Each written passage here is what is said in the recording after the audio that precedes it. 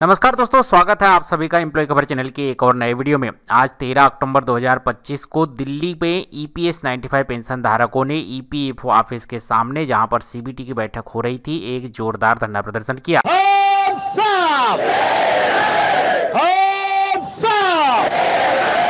ज्येष्ठ भारत श्रेष्ठ भारत, ज्येष्ठ भारत ज्येष्ठ भारत।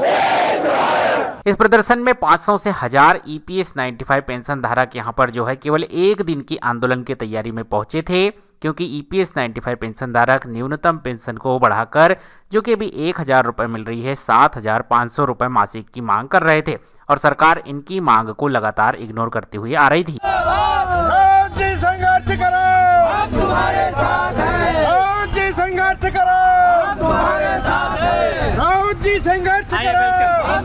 आज सुबह से ही ईपीएफओ कार्यालय के सामने एनएससी के आह्वान पर ईपीएस 95 पेंशन धारकों का जमावड़ा देखने को मिला। 78 लाख ईपीएस 95 पेंशन धारकों को प्रभावित करने वाली ये स्कीम ईपीएस 1995, जो कि प्राइवेट सेक्टर में काम करने वाले कर्मचारियों की न्यूनतम पेंशन अभी जो गवर्नमेंट 1000 रुपए का दावा करती है, जिसमें से भी 36 लाख ऐसे ईपीएस 95 पेंशन धारक है जिन्हें 1000 रुपए भी पेंशन नहीं मिलती, और 49 लाख ऐसे ईपीएस 95 पेंशन धारक केवल जिन्हें 1500 रुपए से कम पेंशन मिल रही है, उन्हें न्यूनतम पेंशन 7500 की डिमांड को लेकर एनएससी राष्ट्रीय संघर्ष समिति के आह्वान पर आज ईपीएफओ कार्यालय के सामने एक धरना प्रदर्शन हुआ।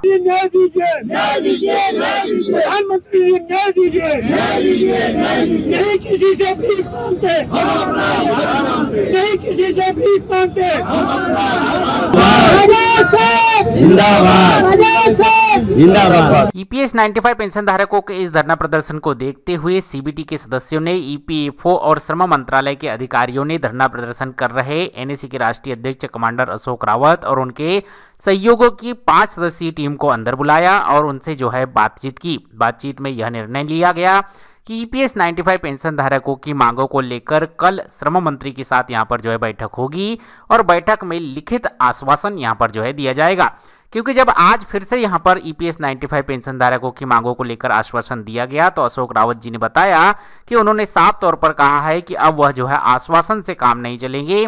आप जो भी आश्वासन देना चाहते हैं वह लिखित में आश्वासन दीजिए, तभी जो है सरकार पर और उन पर उनके सहयोगी यहां पर जो है भरोसा कर पाएंगे, अन्यथा ये आंदोलन और तेज होता जाएगा। आप जिस काम के लिए आए थे और हम सब आज यहाँ पर जिस काम के लिए इकट्ठा हुए, चंद्रशेखर पाठक जी, तो हम सब लोग यहाँ पे इसलिए आए थे कि हमारी मांगे जल्दी से जल्दी पूरी हो। जो 10 साल से लगातार आप श्रम कर रहे हैं, आपका जो पराक्रम है, जो पुरुषार्थ है, उस आपका विजय का क्षण बहुत नज़दीक है, ये मैं आपको बताना चाहता हूँ। हमने सोचा, बेंगलोर में पहले इनका सीबीटी की मीटिंग तय हुई थी, सबसे पहले 10 तारीख को तय हुई। हमने बेंगलोर में 10 तारीख को बहुत बड़ा डेमोन्स्ट्रेशन रखा। फिर उन्होंने जब वो देखा तो करवा चौथ का निमित्त निकाल के 11-12 को कर दी। हमने 11-12 में वहां पे आंदोलन खड़ा करने की कोशिश की, 10 का कैंसिल करके। किसी को सभा, एक मीटिंग यहां से वहां शिफ्ट करने में टाइम नहीं लगता, लेकिन इतना बड़ा जमघट, इतना बड़ा जमाव, इतना बड़ा आंदोलन खड़ा करने में टाइम लगता है। परिहार जी बराबर है, तो इतना टाइम लगता है। तो 11 और 12 तारीख को हमने फ्रीडम पार्क बेंगलोर में बहुत बड़ा आंदोलन खड़ा किया। जब उन्होंने देखा वहां 25-30 हजार लोगों की भीड़ इकट्ठा होने की संभावना है, उन्होंने शिफ्ट कर दिया दिल्ली में। तो हमने वो भी किया। 11 और 12 तारीख को, मतलब कल और परसों में बेंगलोर में था। बहुत बड़ी मीटिंग आपने यूट्यूब पे देखा होगा, पूरा फ्रीडम पार्क फुल था। और यहाँ पर आज इतने कम नोटिस में आज हमने यहाँ पर आप जमा हुए, यहाँ भी बहुत भीड़ हो सकती थी, लेकिन पहले ही मंत्री जी का मैसेज आया कि आपका स्वागत है, आप आकर मुझसे चर्चा करें। जब ये पता चला कि उनका एटीट्यूड बहुत पॉजिटिव है, तो हमने अपने आंदोलन को टोन डाउन किया। जानबूझकर हमने ज्यादा लोगों को यहाँ पर नहीं बुलाया। इसका कारण है कि हमें केवल विरोध के लिए विरोध किसी का भी नहीं करना है। हमें अपने काम होने से मतलब है। जो हमारा काम हो उसके लिए हमें चाहे 2 कदम पीछे भी लेना पड़े हम लेंगे, नहीं तो केवल विरोध करके सिर्फ लीडरशिप चमकाई जा सकती है, उसमें हम इंटरेस्टेड नहीं है। हमारी नेतृत्व चमकाने के बारे में हम कभी नहीं सोचते हैं। हम ये सोचते हैं कि क्या करने से अच्छा होगा, सबका भला किसमें है। और जैसे कि आप सब जानते हैं, जो लोग देर से आए उनको मैं बताना चाहता हूँ, यहाँ पहुँचते ही 10 बजे मंत्री जी ने ऊपर से आदमी भेजे और यहाँ से 5 रिप्रेजेंटेटिव को बुलाने के लिए कहा। हम 5 लोग यहाँ से गए।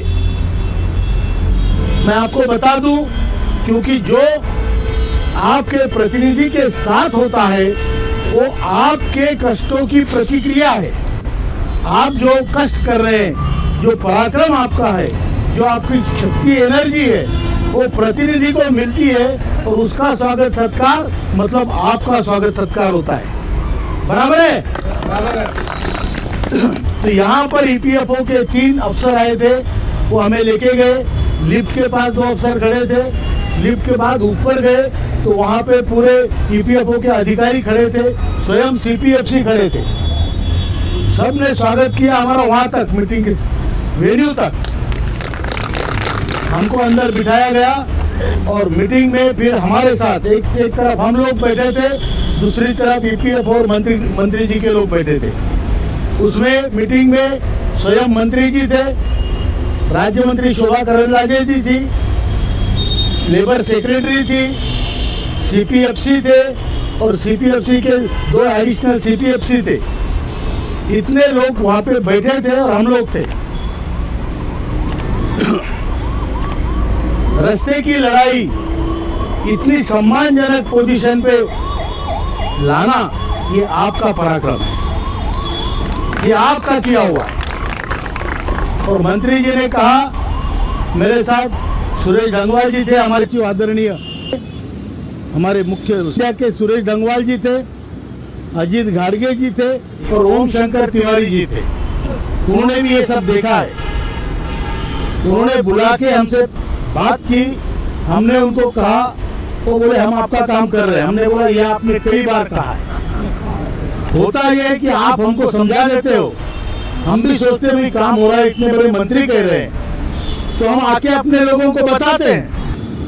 लेकिन लोग मेरे ऊपर या हमारे ऊपर कब तक विश्वास रखेंगे? जो आपको कहना है वो आप लिखित में दे दो।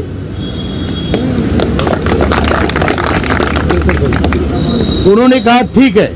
हमने बोला आपको देना है, नहीं देना है, कितना देना है, आपकी भावना क्या है, नहीं दे सकते तो कब दे सकते हो, जो भी आपकी मंशा है तो हमको बुला के चाय पिला के पूरी नहीं हो सकती।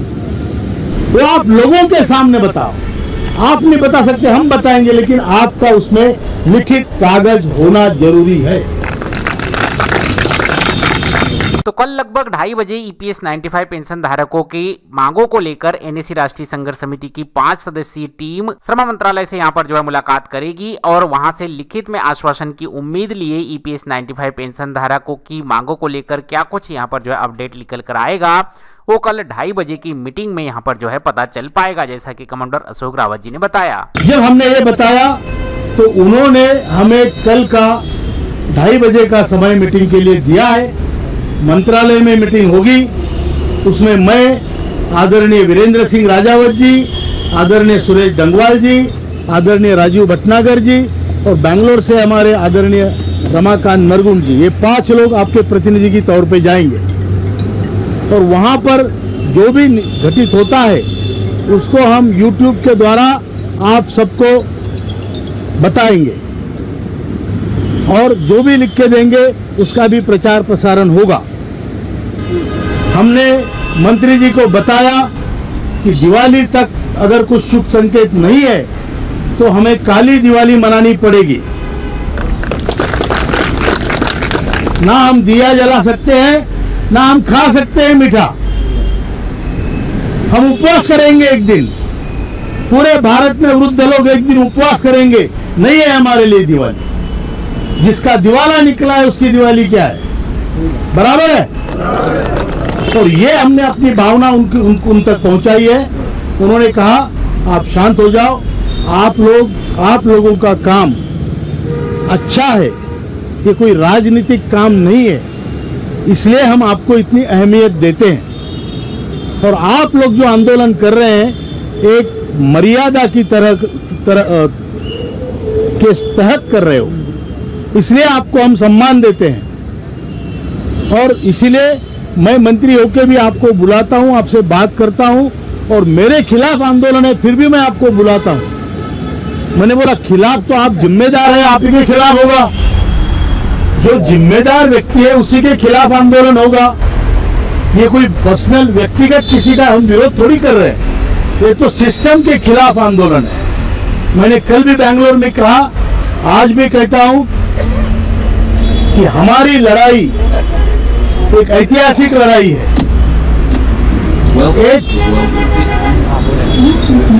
एक क्रूर सिस्टम, अतिशय क्रूर सिस्टम के खिलाफ एक लाचार बुरे लोगों का संघर्ष है। आपको बता दें कि ईपीएस 1995 यानी कि employ pension scheme, employ provident fund organisation EPFO के अंतर्गत आने वाली स्कीम है, जो कि 1995 में शुरू की गई थी। इस स्कीम के अंतर्गत प्राइवेट सेक्टर में काम करने वाले लोग, रिटायरमेंट कर्मचारी रिटायरमेंट के बाद पेंशन पाते हैं। अब समस्या यह है कि 2014 या उससे पहले जो है ईपीएस 95 पेंशन धारकों को और भी कम पेंशन मिल रही थी, लेकिन 2014 में सरकार ने इसे न्यूनतम पेंशन 1000 रुपए की, और 2014 से अब तक जो है ईपीएस 95 पेंशन धारकों की पेंशन में कोई भी वृद्धि नहीं की गई है। यहाँ तक कि ये जो 1000 रुपए की न्यूनतम पेंशन का दावा सरकार करती है, उसमें भी 36 लाख पेंशन धारक ऐसे हैं जिन्हें की न्यूनतम पेंशन 1000 रुपए भी नहीं मिल पाती, और 49 लाख ऐसे ईपीएस 95 पेंशन धारक है जिन्हें केवल 1500 रुपए या उससे कम पेंशन यहाँ पर जो है मिल पा रही है। यानी कि 1500 रुपए से अधिक पेंशन पाने वाले पेंशन धारकों की संख्या भी महज 30 लाख के आसपास ही है। ऐसे में 1500 रुपए में एक परिवार का खर्चा चलाना, वृद्धजनों के लिए मेडिकल की सुविधा भी नहीं है, तो दवा, पानी, गैस सिलेंडर और महंगाई के जमाने में 1500 रुपए में कुछ भी हो पाना बहुत मुश्किल है।